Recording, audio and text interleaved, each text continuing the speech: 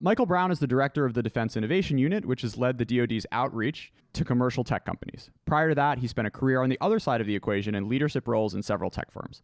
Mike, thanks so much for coming on this special crossover episode of the China Talk and Acquisition Talk podcasts. Thanks, Jordan. Glad to be here. Let's start it off with some China. You recently characterized the U.S. as being in a superpower marathon with the PRC. Why that characterization? We're in a tech race with China. And while it's been identified in the National Defense Strategy that we're in a great power competition, I think really the competition is with China. They're a much more formidable threat than Russia will be as we look forward into the future. And I think we're going to be in this for a while. So that's why we call it a marathon. So I think a more apt description, rather than in an era of great power competition, which may be true, is that we're really in a marathon with China, and it's about tech. So how would you force rank the relative readiness for this marathon of the following actors: the federal government, academia, and the private sector? And maybe you can segment all of those three groups as much as you'd like. Well, I think rather than rank ordering them, as the article that you're referring to was recently published by Brookings, as we identify, each one of those sectors really has a lot of work to do. If we recognize that we are in a marathon and it's a tech race, each one of those actors really needs to get organized as to what's required. I think the good news is there's broad recognition in the country that China's not a responsible actor in the world stage, and we've got to do a lot more to be competitive globally. So government, there's a role, needs to spend more basic R&D and really broaden its conception of national security to include economic statecraft, not to duplicate what China is doing, but to use our tools to make sure that they're reinforcing U.S. policies. Academia really needs to gear up both to do more basic research, which is a role that it's played in the past. And for the private sector, we need to have more incentives so that private sector is doing more in R&D and thinking longer term. So each one of the sectors has a lot of work to do. Michael, you said you wanted academia to do more in terms of basic research and we should look further ahead. Jordan actually had a really great episode and newsletter on how, China's actually doing a lot more and spending more in the areas of applied research and more experimentation rather than the basic research. So can you just talk about that distinction between reorienting between basic research and experimentation or applied research, and where you think the U.S. needs to be and the Department of Defense itself? China has demonstrated that there's a lot of benefit to investing in applied research that directly helps the Chinese transform their economy. They're very focused on the connection between technology and economic growth. I think in the U.S., we've been a little bit less focused on what levers to pull. So we have a combination of basic research and applied. But I think we need more investment in both. We need more investment in basic research because that's where the technology breakthroughs occur that really spawn entire new industries. So I wouldn't ask us to move from basic to applied. In fact, I think we need a lot more basic research. That's been on a steady decline as a percent of GDP, basically since the 1960s, when we spent 2% of our GDP on federally funded research. And now that figure is about 0.7%. And half of that is spent on health. We're glad for that during a time of a pandemic, but that just shows that the national security-oriented basic research is down to about 0.4%. So we really need to look at where the seed corn is planted, and that really is basic research. Government has a key role to play there because it's patient capital. Government can invest in activities that don't have a certain return, so are inherently risky, but you can have big payoffs from that, as we've had in the past when the government research has resulted in things like the internet, GPS, miniaturized electronics. So we need more spending there. But then, as your question implies, we also need more applied R&D, and that is likely to come more from companies. And I think if we were to look at increasing the R&D tax credit for strategic technologies and recognize that there's probably a difference for those companies investing in quantum sciences than maybe creating the next dating app, we would encourage more of that research and the kind of technologies where we need to be on top. Sure. So a little pushback on that, Mike. The idea of basic research being something that spawns new industries is the logic seems more compelling to me when there's a greater sort of technological gap between the US and its peer competitors. My sense now is that a major breakthrough is not something that you can really keep within the West, especially if it's more on the basic side, because science is international and you don't even need industrial espionage to just read the newest paper in an academic journal. And if the Chinese system and Chinese firms have shown that fast following actually can get you to near peer status, is there anything else that basic research can do besides open doors, which both the US and China can walk through at relatively the same time? That's a great point. I think that we can't not do research because we're worried about what others will learn about what we're discovering. I think there's protections that we can put in place for research that we don't want to share with the world. And we haven't been terrific at doing that, as has been shown through a number of different reports that we've seen that identify that China is a major participant in industrial espionage and cyber theft. So there's no question that we could be doing more to protect the basic research, but that shouldn't stop us from going ahead and making sure we are preeminent in science and the ones who are ushering in achievements in technology. So I'd say, yes, it's going to be easier for fast followers, but we need to be recommitting to what has made the U.S. Science and technology enterprise great, basically for the last 70, 80 years. And there's tremendous spillover effects to the economy when we make those kind of investments. And I think we need to make sure that both from an economic prosperity and national security standpoint, we're committing to being first in science and creating those technology breakthroughs, despite the fact that others may copy what we're doing. Let's talk a little bit more about industrial espionage. So you first burst on the national security scene writing about the risk of Chinese investment and technology transfer through that means. I'm curious to what extent, and in the subsequent few years, Chinese tech investment in the U.S. has basically completely dried up, which on some level probably makes this whole process more difficult. But curious, Mike, to what extent do you think this is something that really can be addressed, even if our companies are more focused on it and the U.S. government is more focused on it? Like, how much can any technology in the 2020s really be kept as a state secret and locked down? First of all, I would say that despite the fact that we've made a number of improvements to protecting technology, the legislation that I was able to work on, the Foreign Investment Risk Review Modernization Act, and then the related Export Control Reform Act, those have not really been put into practice yet. Commerce and Treasury are just now coming out with the regulations which will govern how that's done. So as a result, China is still investing pretty heavily in technology. Their overall foreign direct investment is down dramatically, but they're still investing in technology. And some of the work by the Rhodium Group and Bloomberg has really borne that out, if you haven't seen that. So still pretty high level of investment in technology.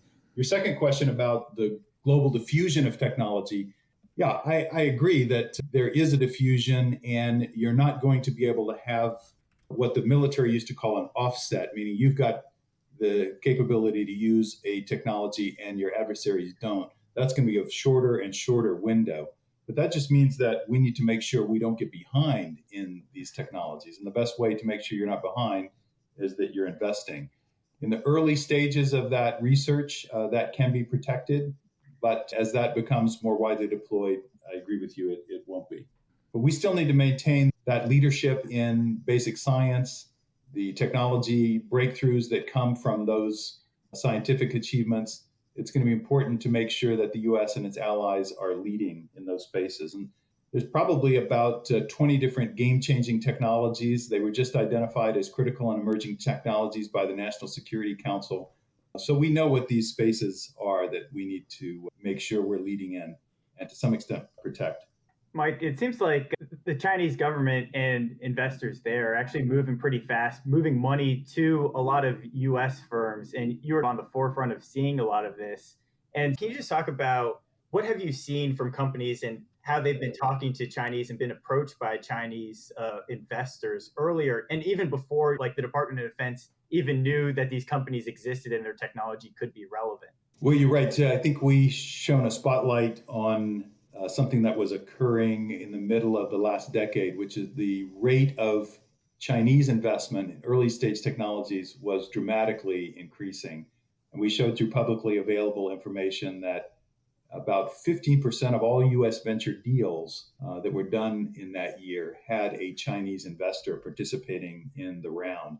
There were more than 500 Chinese affiliated investors. And I think China's done an incredible job of mimicking basically every type of investment firm that exists in the West. So we're talking about private equity, growth equity, venture capital. So whatever kind of deal you were putting together, there was a Chinese investor who could look like the rest of the firms in the West that were investing and participate. And that was their hope. And that gave them a front row seat to seeing what the US was developing. Yeah, I think there's more visibility on that today. And of course, that's what led to the legislation that we just talked about, FIRRMA and the Export Control Reform Act. I think that as we go forward, the Chinese are still going to be as focused on technology transfer, and they'll figure out how to adapt, even though we have some stronger protections in place through that legislation. And as CFIUS does its work, and Commerce does its work with export controls. Yeah, shout out to Pravneet Singh, your co-author on that, and other work. Coming back to the role of Treasury and Commerce, you mentioned this idea of an integrated economic strategy. What's the dream, and how does that get implemented at the bureaucratic level? Well, the dream is that we think about competing on the global stage and we line up the different tools that we have. We really haven't been used to competing in a world where the US and close allies are not developing the standards in technology.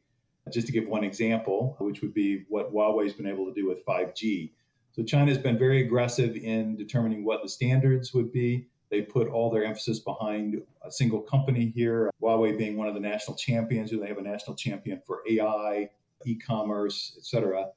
And they make sure those companies have an unfair advantage when they're competing in global markets, to the extent that when Huawei goes out and competes for business in Africa or the Middle East, the China Development Bank is along with them, making sure that the deal is about a lot more than telecom equipment and having good prices on that. It's really about an entire infrastructure play, bringing Chinese labor in to create that, China being able to sell its surveillance technology, which is being used on the Uyghurs and others in China, to bring that along as well. So they're trying to make sure that those champions have a very unfair advantage when it comes to global competition. So we don't want to duplicate what they're doing, but we should make sure that we're coordinated. And we've been a little bit less agile in terms of bringing all the tools to bear when we're trying to accomplish something economically. In the Cold War, what do you think that's enough? I think that's a function of we haven't had to do it. In the Cold War, we were facing a military competitor, which was the Soviet Union, and their economy was a fraction of ours. We've seen estimates that were 40, 50, the maximum was 60% the size of the US. We were out in front with all of the technology standards. We had a lead in terms of the underlying science relative to the Soviet Union. And a lot of that was developed during the space race. And since then, after the end of the Cold War, we've not had to bring out some of these tools. And now we're facing a much more serious competition. That's why we called it Superpower Marathon, with a country that's integrated in the world economy, that has an economy that most expect will be the size of ours or bigger during the next decade, and that has made science and technology core to its national agenda. And you'd be hard-pressed to say that is core to the U.S. national agenda. In fact, you might be hard-pressed to define what the U.S. national agenda is. Yeah, Mike, you said something interesting about the integrated economic strategy and how China actually picks its domestic champions. And I guess with the United States, it's not really in our heritage to be picking winners and losers or having industrial policy to that extent. So there's been a recent debate that I heard that was pretty interesting. I want to get your view on this. So should the government or the Department of Defense itself pick some new entrants and scale them and turn them into domestic champions and do something similar? Or should it potentially choose existing primes as its champions? Or how do you see that going forward? Yeah, let me just, another angle you can take on is like, to what extent are the primes our domestic champions, and have we gotten all the sort of downsides and none of the upsides from our past however many decades of these particular firms adopting that role? I think what would be a better strategy than trying to copy China and anoint companies as domestic champions would be deciding what I call game-changing technologies, what the National Security Council calls critical and emerging technologies. So now they're defined, but the question is what to do in those areas. Those are the areas we want to make sure with our allies, we're making the proper investment to make sure that we're leading in the basic science, that we're making the applied research investments as well, and then doing everything we can to make sure that the competition that's inherent in the market creates the best suppliers. So again, I don't think we should be anointing a champion, but we do want to make sure that the ground is fertile in these spaces for strong companies to grow and that they're successful competing on global markets. So I think it's really all about making sure that we understand what the sectors are, investing in those sectors, that the environment is fertile for companies to thrive there globally. And then we'll have the right level of competition with China. It's not about picking the winners and losers, which they've done with their companies. Is there anything the U.S. can learn from civil-military fusion? Absolutely. I think there's a lot we can learn from what China is doing. Number one, their focus on science and technology. Number two, the very long-term orientation that they take. And then number three, given the importance of technology to the military, how can you create close connection? Now, we need to think about doing that in our own way. Our own way would be not centrally directed from a Politburo, but making sure that there's enough flexibility in the budget to invest in basic research. We already talked about how important that is. Number two, making sure that we work with our allies and partners around the world. That's an asymmetric advantage that the U.S. has relative to China. Their only named ally is North Korea. So we've got a tremendous advantage, not only with the science and technology community across many different countries, Japan, Germany, UK.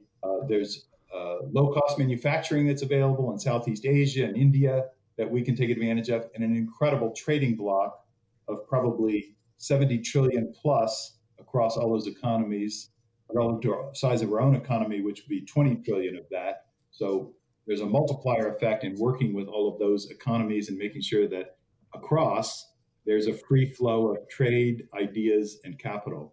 So I think we should create some of the same strengths, but do it in our own way, which reinforces the benefits that we've created in the U.S. And the other point, again, that I made in the Superpower Marathon article is for the private sector, we need to be thinking longer term. So yes, China's very good at thinking about timeframes that are 20, 30, 40 years out. We have a long way to go to change our quarterly focus to thinking long term. And in the private sector, we need to think about how our capital markets are structured to focus extremely on efficiency of capital in the short term. If we're in a superpower marathon, how do we develop capabilities? That's going to be every bit as important, if not more, than efficiency of capital. And that's going to require some changes for us to make.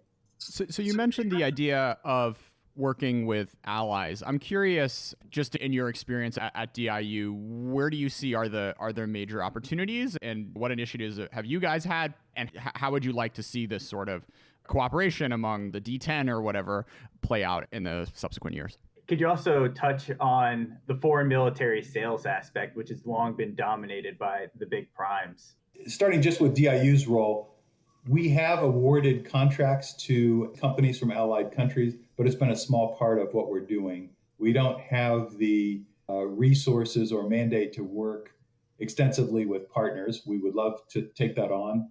And we also believe that there's a role within foreign military sales to provide some of the solutions that we're providing to the U.S. military. Think about small drones as one of those examples from U.S. or allied suppliers, why we would be supplying those to our allies as well as U.S. military. So I think there's a lot more that we could be doing at DIU.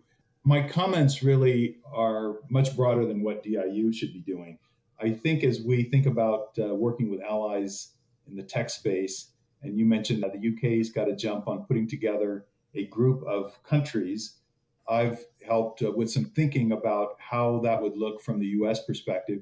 Yeah, we should be thinking about the critical and emerging technologies, or again, what I call game-changing technologies, and what would be the right way to collaborate with allies. It can be a different group of allies on semiconductor advancement than it is maybe from AI, but think about that superset of countries that could contribute in that space, and you'd want to be working on standards. You'd want to be working on perhaps different areas of research, so it's not duplicative across the different countries.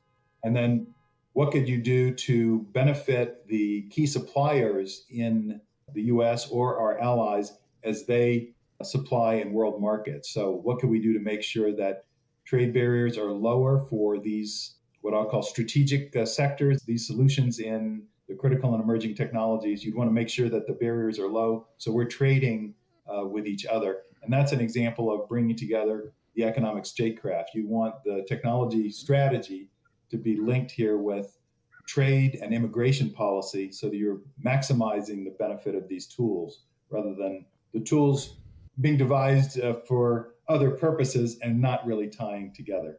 Mike, can you go one level down and pick your favorite game-changing technology and walk us through how your ideals like allied cooperation will work in practice? Let's talk about semiconductors, where we continue to have a lead.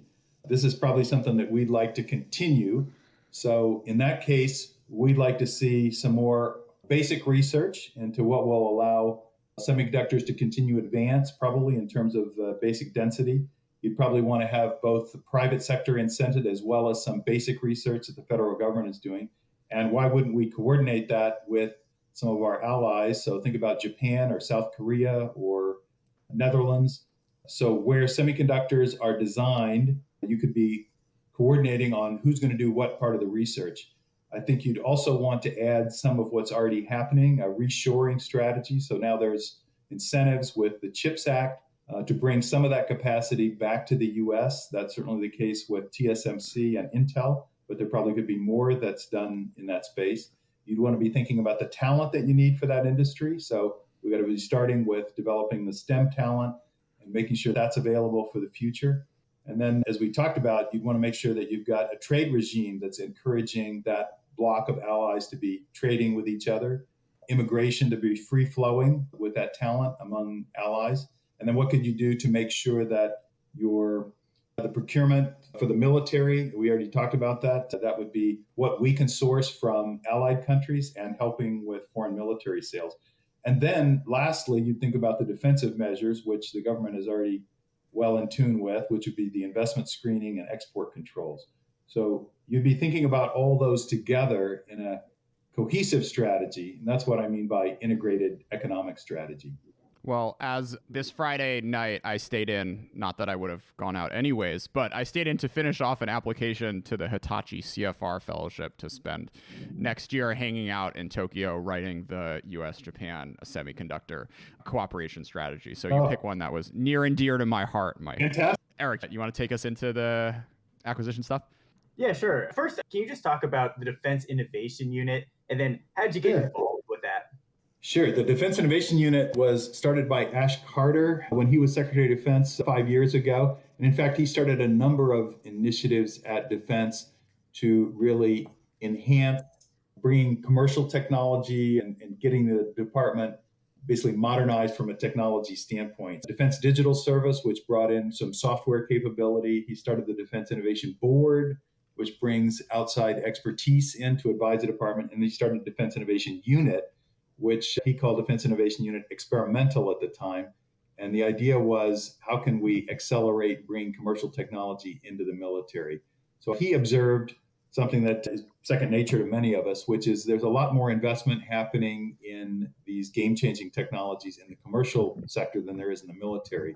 If we go back to the 1960s or 70s, DoD, the Defense Department, was leading and an early adopter of technology. And this is really where the semiconductor industry was born, of course. We needed chips to power the space program. We needed them for miniaturized electronics, which were being used for nuclear weapons at the time. So the Defense Department really funded the start of Fairchild and then the spin-offs that happened subsequently to form Intel and National Semiconductor and the rest of the industry that we know today. The Defense Department was behind that, really was how Silicon Valley got its name. and was an early adopter. Think about how that's changed as we now move forward 50 years and think about artificial intelligence and cyber and autonomous systems. The Defense Department is not leading the development of those technologies. And rather than being an early adopter, we're probably a late adopter in many of those technologies. So we need to adjust how we think about acquiring technology and at least make sure we've got access to it. Adjust how we're acquiring is we've got to work on commercial terms. We're not developing it, so we're not setting the terms. We've got to move much more quickly. We've got to work with commercial terms and conditions and make it easy for small, innovative companies to work with the Department of Defense. That's what the Defense Innovation Unit was set up to do. We've done about 100 projects at this point. We've influenced about $1 billion worth of procurement, which I'm proud of, coming from a startup organization within the Pentagon up from zero, but is still a drop in the bucket compared to what the DoD buys. In terms of how I got involved, my predecessor, Raj Shah, asked whether I could help on a study that Ash Carter and, at the time, the vice chairman of the Joint Chiefs, General Selva, had, looking at what were the Chinese doing with early stage investing. What were they investing in? Why were they investing? How did that help them with a technology transfer strategy? So we talked a little bit about that earlier, but that's what brought me to DIU, and I worked in that and some related areas for 2 years before being asked to lead the Defense Innovation Unit. Yeah, so tech transition is like the hot topic, right? And that's why I was actually interested in why you were talking about basic science being so important as opposed to like the more applied piece. But you guys at DIU, in your annual report, you were saying like about 23% of our finished projects actually transitioned into operations. And from a commercial standpoint of investment, that sounds pretty good, but in the Department of Defense, 100% is what you're supposed to be aiming for a lot of times. So can you just talk a little bit about how you're transitioning technologies in the Department of Defense, and what are some metrics for success at Defense Innovation Unit? Yeah, well, I'd say that when we put the data together, and it was just maybe a year and a half ago or so that we did, we were surprised, not in a good way, with that 23% number. And I'm happy to say that number is now 43%. So what we found was a certain percentage of the projects that we undertook, the commercial technology was not ready for the military application. We expect to find that a certain percentage of the time. That's about a quarter of our experience. And that's fine with me. I don't lose sleep over that. We should be taking some risk and seeing some failure there. But I was very disappointed to see that a big proportion of what we were doing resulted in a successful prototype, but then did not scale. A big reason for that is often the DoD partner or customer did not have the dollars in its budget, assuming that the prototype was going to be successful. And one of the issues this highlights is how long the budgeting cycle is for the Defense Department. If I want to spend $1 today, I need to have planned that 2 years prior. So this is at a much different rate of speed than what the commercial world operates in. And the 2 years is required because it basically takes a year for the Pentagon to put its budget together and get that approved by the president through the Office of Management and Budget, and another year for Congress to look at that and then approve that in defense appropriations. So that's way too long. And another whole topic is how can that be reduced? But because of the budgeting dilemma that I just highlighted, we found a lot of projects where there was successful tech sitting on the shelf. So we wanted to improve that. And now we've done that by focusing up front on what does it take to have a successful product and making sure those ingredients are there to get that transition rate up. So we'll not be happy until that transition rate is up to probably 60 or 70%. We're working on that now. And when you mention success metrics for DIU, that's certainly one of them. But in addition to how successful is each project, we're looking at what's the impact of each project. So we coined this term of a transformative project. And I really give credit to this to Secretary Mattis. When I interviewed for the job, he said, make sure DIU, because it's such a small organization, is punching above its weight. Make sure that you're working on things that can go across the services and give us new capability, not just working on a project for a single component like a special forces unit. We all love special forces, but his point was you're not going to change the capability of the department by working with smaller units. So we took this on and said we should be looking at, when we decide to take a project on, what can go across all the services as an example. So we have a project that we undertook that's now achieved that. It's predictive maintenance.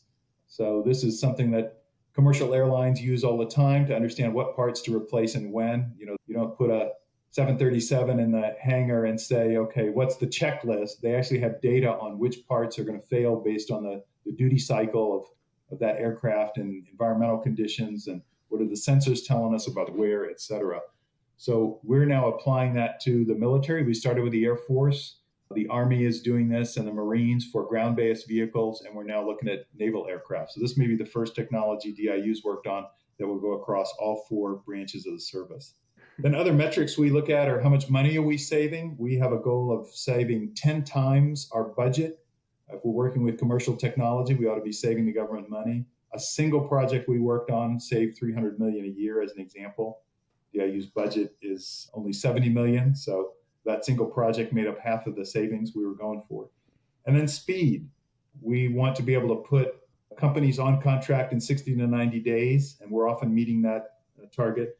And maybe the last metric would be how many first-time vendors are we bringing into DoD? We've brought in 65 vendors so far in the 5 years we've been in operation. So we want to add to what's called the National Security Innovation Base, or the base of suppliers DoD can draw on that it's much broader than the primes. Yeah, I'm glad you were bringing up the budget there. Because that's one of the most important things in my view. And it's really hard for outsiders to sometimes understand the kind of paradox it puts you in, where you're supposed to say, I will know 2 years in advance that a specific development or prototype will work and what it will enable me to do. And so you're in this time loop where it's like, by the time that I figured out something's ready to scale and I want to pour rocket fuel on it, I needed to have known that several years in advance to get everybody on board, 50 layers of bureaucracy, and then get the dollars lined up. You said speed is all about the budgeting process, and that requires work with Congress. What is that next frontier of reform there? What does Congress really need to do, or what are you looking for Congress to help you out and actually bring in this kind of future of technologies, emerging technologies that can replace the legacy stuff and really transform the force structure? As we talked about before, the military is not leading in the development of a lot of technologies it needs, artificial intelligence, cyber, autonomous systems. So in that world, the military needs to adapt its acquisition cycle and process to look more like the commercial sector, and that's all about speed. So we haven't had to do that because we've not been faced with the kind of competition that we're in with China. So tying this back to where we started, if we're in a tech marathon with China, we've got to be moving faster. And that means that in a system where China can basically move by fiat, and we've got a different process, we don't want to go to their system, but we need to speed up our own process. There's been a ton of work done on acquisition reform. I actually think there's quite a bit that's already accomplished in terms of giving the department the acquisition types of authorities that it needs. What DIU uses, the other transaction authority, is just one of those examples. Ellen Lord has done a great job in terms of creating this adaptive framework so that you don't have to, it's not a one size fits all. You don't use the same acquisition process to buy an aircraft carrier that you do for buying small drones. So I think we've got enough flexibility in the acquisition process, which leads to your question, where the real reform needs to happen is in budgeting. So it's all about budget flexibility and speed. So today we're neither agile nor fast, and that's what needs to change. So it's really a matter of trying some new things and building a level of trust with Congress. It's not changing the way the entire budget is done, but allowing for the flexibility for senior DoD leaders to change how the spending is done relative to what was planned for 2 years ago. So you can think about that as a proportion of the budget where there's flexibility. Of course, providing complete transparency to how that money was spent. It's not about hiding from Congress's oversight, but it's about recognizing that we're not going to know 2 years in advance what we need to spend on. A percentage of the budget should be allocated for that so that you can move quickly, as you said, pour rocket fuel on what is an urgent priority, and you've got something that you want to scale. And then providing the transparency on that after the fact. So I think that's eminently doable. Another idea that has been floated is, why not work with portfolios of technologies as we do the budgeting? So why is it important for Congress to set a line item for how many F-35s, F-22s, F-18s? Why isn't there an aviation line? So you could do that with some aggregation as well. Many different ideas, but they all need to lead to more flexibility and more speed. Yeah, this idea of budget flexibility is something we definitely need to start tackling in just general conversations in the Department of Defense, in the public, because I think with great power competition, we're just not going to be able to keep pace unless we address that. And one of the things that I want to bring it back again to this basic versus applied, because it seems like the technology labs, DARPA, Army Research Lab, all the ones throughout the services, they do a lot of great stuff. And like DARPA was able to do AI, robotics, and all these things very early on. And I call it the boomerang, right? It'll start out in a DoD lab, and then it will diffuse into the commercial industry. They'll take it, they'll scale it. By the time it becomes, commonplace, now it's ready for the DoD to have these set piece plans to bring it back in. And in my view, it seems like some of the labs, because of that quote unquote valley of death, they tend to drift more closer to basic research rather than applied and really focusing. Like as Jordan said, everyone's going to be working in the basic side, but like the real problem I think in the Department of Defense is really taking that and then applying it in a specific context. So what's your view there, and how would you push back? I think there's different roles that the organizations play. For example, DARPA is about long-term research. So I think they have a very good model that's been proven basically over the last 60 years or so. Their model of working with outside contractors, academics, to bring in new thinking, new ideas on hard problems and work on things that are maybe 10 or 20 years in the future, I think that's a great model for basic research. And then the labs obviously are working on specific priorities for the services and are very much trying to do work that fulfills more current needs. I would probably disagree a bit and say that their basic research, some of what they do is that, but they're clearly working on things that would have a nearer term applicability relative to DARPA. Yeah, I don't know. There's just like certain projects that I read about. The Army is coming up with visual cloaking technology. It just seems that would be awesome, but that feels like a long way off. Yeah. When folks are listening to this episode 25 years from now, Eric, you're going to look really stupid. I hope so. I hope I'm that guy. Yeah. I guess with the S&T and just like getting breakthrough innovations, I was talking to a friend who was talking to me about non-military S&T, science and technology in China. And she was saying research is more based on interpersonal connections than like the peer review process. And they were talking about that as a disadvantage. But when I was looking at the history of like weapons development in the 40s and 50s, like a lot of the revolutionary stuff actually came through interpersonal trust, where a person with an idea found someone with money and they didn't need to go through, get a consensus among all of these different types of groups just to start something. And so in some ways, I look at the Chinese model as maybe more inviting to get these unexpected payoffs, these impacts like the 10x, 100x returns, whereas the Department of Defense, we're more objective, peer reviewed, and that kind of like stifles us into the already known world. Are you like, do you have any information on how China does their research and development? And can you riff on that trade-off between trust and then objective peer reviews? I think this is why it's important to do multiple types of research. To your point, in our history, the Defense Department has moved pretty fast. If you think about the example of Admiral Rickover developing nuclear-powered submarines, that was a project with great urgency, and his personal persistence, conviction, drove that to a large extent. So we need to allow for those champions who have good ideas to still be able to work in a manner to bring new ideas to fruition quickly. But there's different roles for research that we've talked about throughout today. We need to be encouraging the basic research that can yield breakthrough ideas as well as failures. And then we need to be also sufficiently funding the applied research. So I don't think that of this as an either or situation. The more process we put in place, to your point about peer reviews are an excellent way to make sure that we're not working on something that's not going to go anywhere. So I'm a big fan of those. But the more process that we have in place, you do have a tendency to regress towards the mean and not be able to have the freedom to do breakthrough things. So I don't think that put that as an orthogonal concept to peer reviews. I think peer reviews can be beneficial no matter which type of research that you're doing. But we do need to make sure that interesting and creative ideas can break through, can get time and attention so that we can realize the benefit of their creativity. This is the benefit of U.S. individualism, creativity, entrepreneurialism. So when we think about competing with China, we need to think about how do we double down on what the U.S. is good at. We don't need to be copying their system. We need to be doubling down on U.S. strengths. With the peer review, there's a difference between peer reviewing like operational tests or results versus peer review stopping you from even be able to publish or start your research in the first place.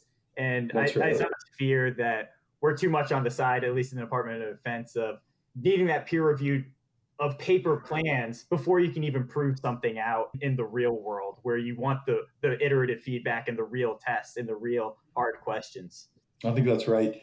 When I hear General Hyten speak, he talks about the importance of speed and how over the time period since we won the Cold War, we seem to have lost that sense of urgency. So I know he is one proponent of bringing that back. I certainly believe in what he's saying. When I think about the culture at the Department of Defense, almost everything that we're facing could be solved if the number one priority was speed. And I think that speaks to your point about how you can put in too much process and have that really slow you down. And I think that happened over a period of many decades and put in for good reason, but the end result is we're slower moving than we need to be. And it comes from a time period where we're not competing with a superpower that we're going to need to make sure that we hold our own against for the next couple of decades. Mike, anything you'd like to leave our audience with, reading recommendations or closing thoughts on this conversation? I think it's very important that we get organized to face the competition that we're in with China. It is a tech race. And to do that means we got to be thinking longer term. We got to be investing in ourselves. That means in education. That means in creating some moonshots. It means in more research. And we have to be thinking longer term. What do we want the U.S. to have accomplished 20, 30, 40 years from now? We want a very vibrant economy. That's where we really outshone the Soviet Union. We created a tremendous economy that was much bigger, better performing than they could envision. And we need to be thinking about updating the science and technology enterprise for what we need in the next 30, 40 years. So that means after we revitalize it with basic research, we need to be moving fast because we are in a race. And from the military standpoint, we've got to make sure that we're accessing that. So that's where DIU fits in. We got to be able to access that technology and make it easier for the private